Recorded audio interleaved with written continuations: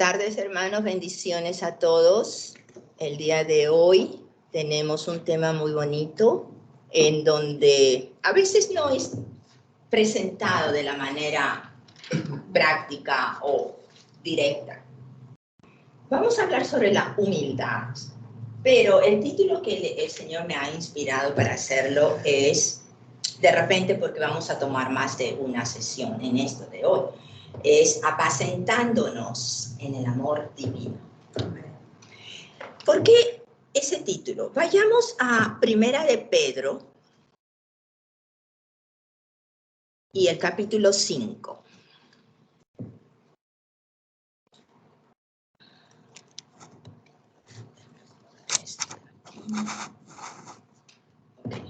Primera de Pedro, capítulo 5. Y vamos a ver, entonces, el subtítulo que yo tengo en la Reina Valera es apacentar la grey de Dios. El apóstol Pedro, sabemos que primero las epístolas del apóstol Pablo son directas, específicas y también en ordenanza para los gentiles, para nosotros. El apóstol Pedro fue enviado a los judíos a llevar las mismas revelaciones que el apóstol Pablo compartía con todos ellos, al conocimiento también de su pueblo. Es por eso que tenemos dos epístolas de Pedro, primera y segunda epístola.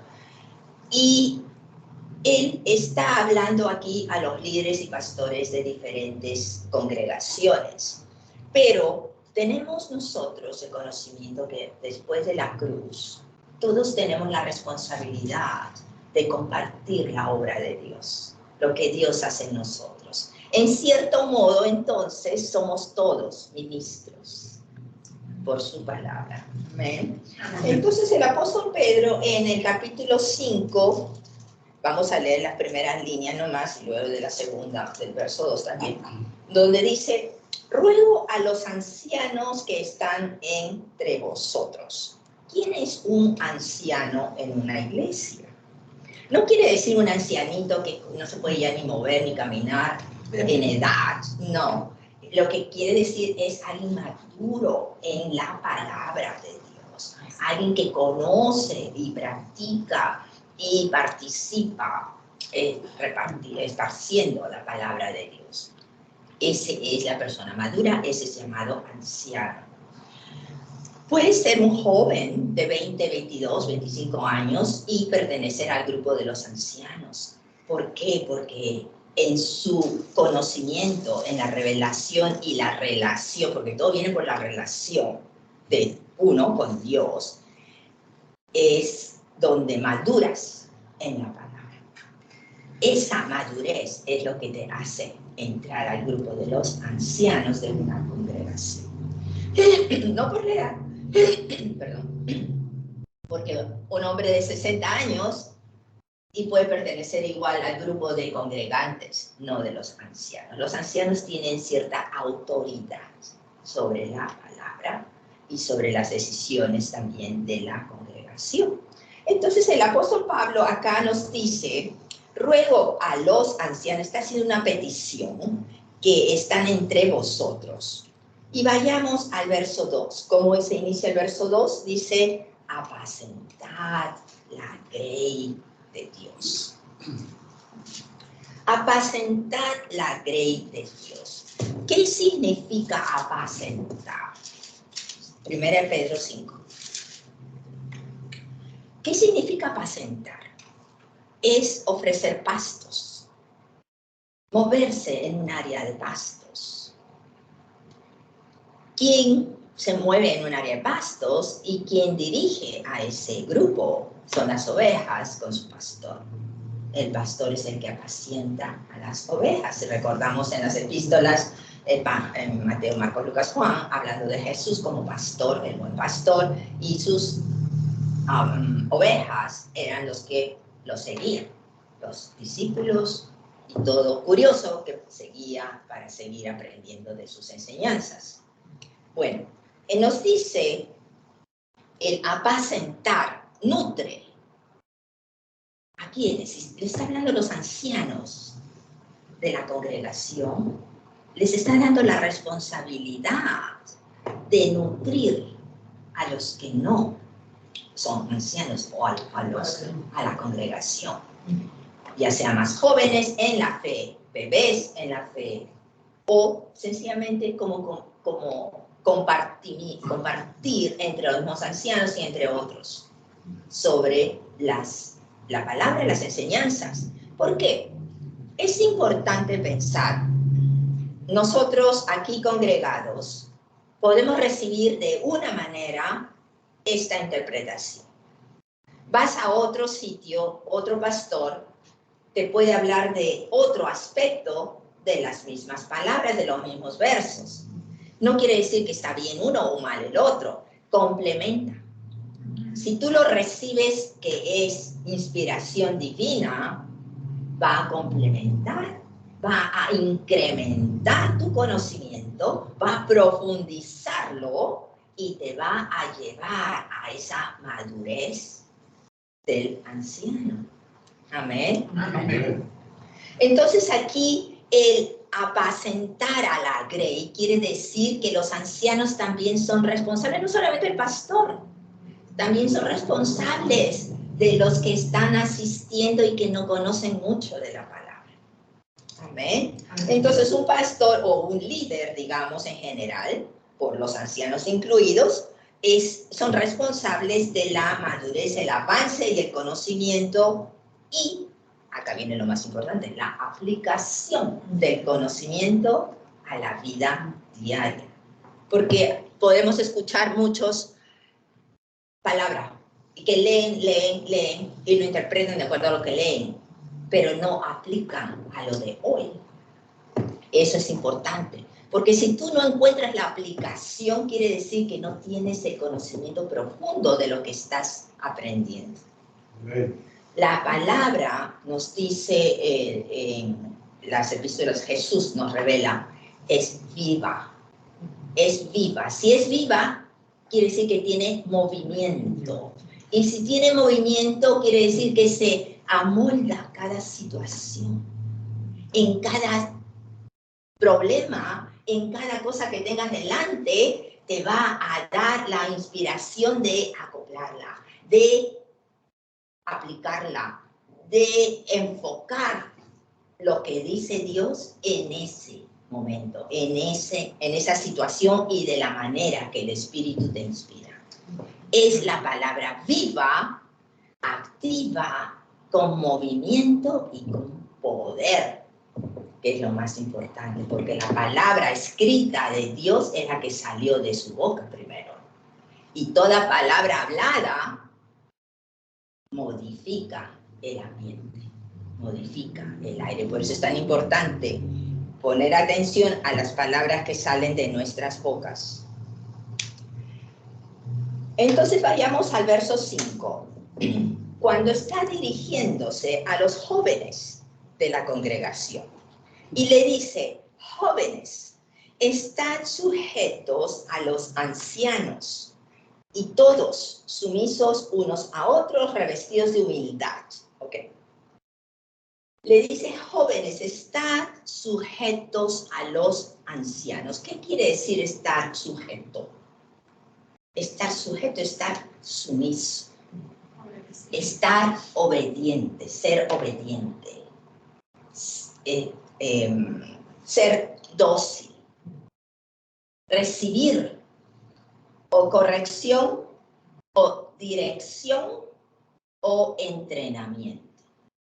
Amén. Amén. Y les está hablando a los jóvenes. ¿Por qué? Porque ya vimos que el anciano es el maduro, es el que va a instruir y va a hacer esas cosas que estoy diciendo. Y a los jóvenes, que generalmente sabemos son rebeldes, porque creen saberlo todo y creen que a ellos nunca les va a pasar ningún accidente, no les va a pasar nada y no, saliendo de la puerta nomás le cae una piedra en la cabeza. Amén. Entonces les dice ser sumisos, que sean sumisos, pero mira, antes y después, ¿qué dice? Primero les habla a los jóvenes, que se sujeten a los ancianos, o sea, los que los están dirigiendo. Y todos, no solamente los jóvenes, todos, que dice, sé sumisos unos a otros. Quiere decir, porque yo soy anciano, ya no necesito someterme al otro anciano. No. O ya no necesito someterme al pastor. O no necesito someterme a un joven. ¿Qué me va a someter a un joven? ¿Qué me va a enseñar?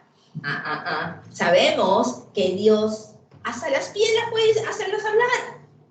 Y si te va a corregir, de repente te cae un piedrazo porque eres duro de corrección. Nos dice todos, sin excepción, debemos someternos unos a otros. No porque sea pastor, va a estar encima. El Señor usa a todos por igual, sin excepción. Porque tienes un liderazgo, te va a dar la sabiduría para que lo guíes, pero no quiere decir que no va a hablar a otros que están alrededor. Y eso es lo importante. Que el Señor puede hablarle a Mili sobre un punto que estoy tratando de decidir y no recibo instrucción. ¿Y por qué no vino a mí si yo tengo la dirección y yo tengo el problema delante, no ella? El Señor es soberano. Y Él quiere usar a la gente más sensible a su voz y a su presencia. Por eso, si yo no fuera sumisa, entonces yo no voy a recibir la palabra que Mili va a traer para mí. Estaría caminando por mi propio bien, por mi propia decisión, como dicen, on my own way. Frank Sinatra. No, por eso es importante ser sumisos. Ser sumisos es escuchar, aprender de otros.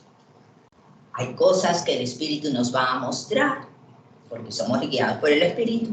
Esto sí, esto no, esto sí, esto no. Por eso es importante cuando Filipenses nos dice, prueba todo, pero retén lo bueno.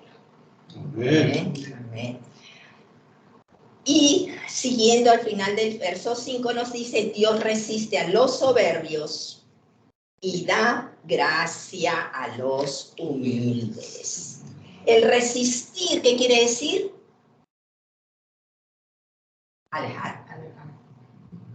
No, tú no vienes conmigo, te quedas por allá. Pero el dar gracia, hermano, hermana, ¿cómo te amo? ¿Cierto? Quieres participar, quieres contarle toda tu vida, quieres que te escuche para que una palabra de su sabiduría te llene. Amén. Ok, no quiero adelantarme más, quiero leer mis notas, porque después me voy por otro lado.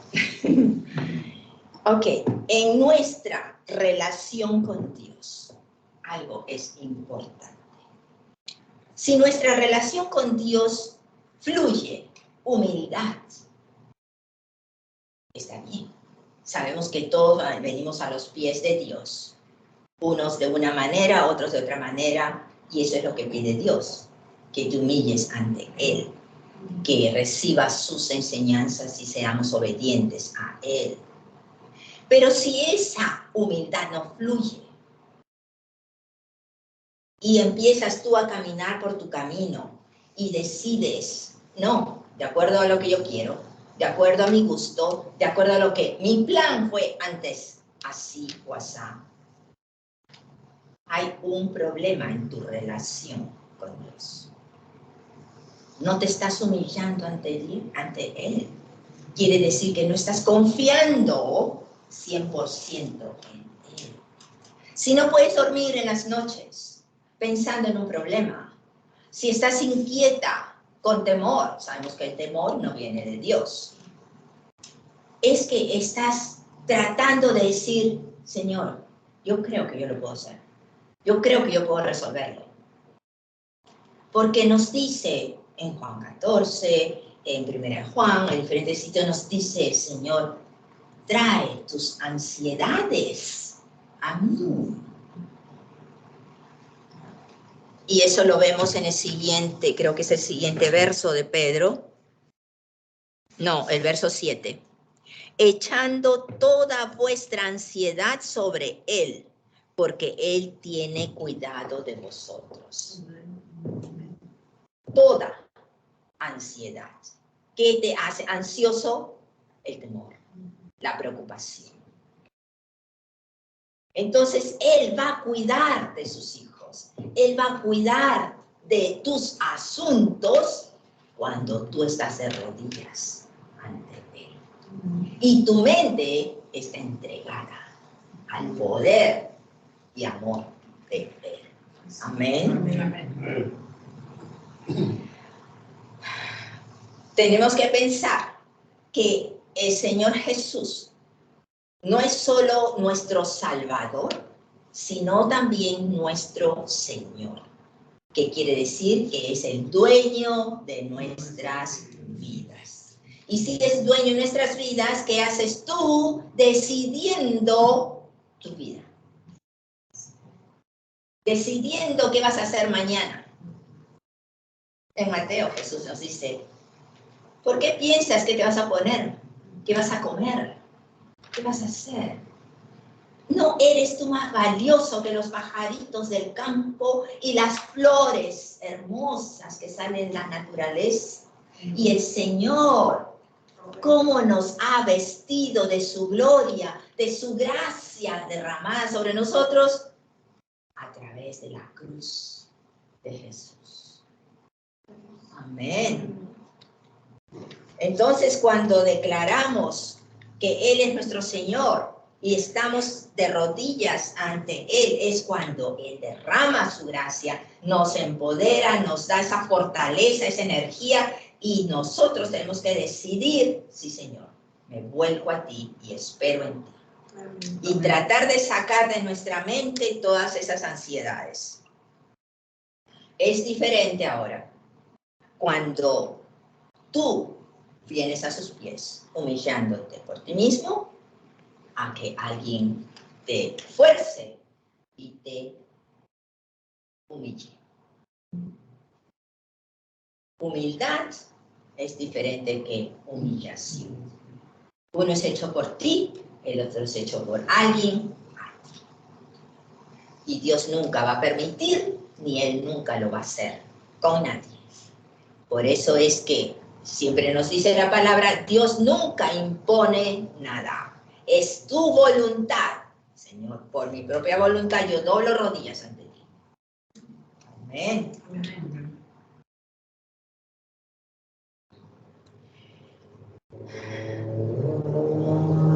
Cuando en el Apocalipsis 3 nos habla que Dios abre puertas que nadie puede cerrar. ¿Cuándo las abre? Cuando estamos de rodillas ante Él. Esas puertas de la gracia, esas puertas de la solución a esa ansiedad en su tiempo. No en el tiempo de nosotros. A su manera, no a como queremos escucharlo o verlo. Cuando estamos orando por una enfermedad, ahorita me está poniendo este ejemplo. Cuando estamos orando por una enfermedad, nosotros queremos verlo ya, un paralítico salir de la silla de ruedas y correr, al estilo cuando estaba Jesús en su ministerio terrenal. Si nuestros ojos físicos, nuestro corazón está esperando eso, y nuestros ojos físicos no lo ven, decimos, no sé si realmente entra la duda. El desesperamiento. Ya, lo queremos todo para ayer, tipo microondas. Dios se puede mover inmediatamente